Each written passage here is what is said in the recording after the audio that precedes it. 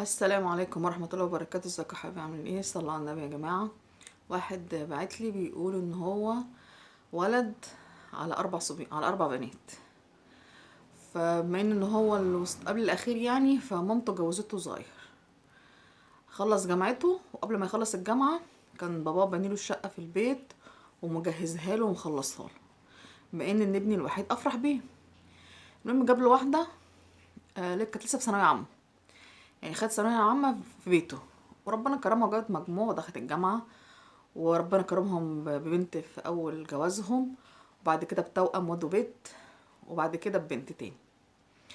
فبيقول بعد ما خلصت الكلية، قبل ما تخلص الكلية صممت إن عيالة دخلهم مدارس خاصة.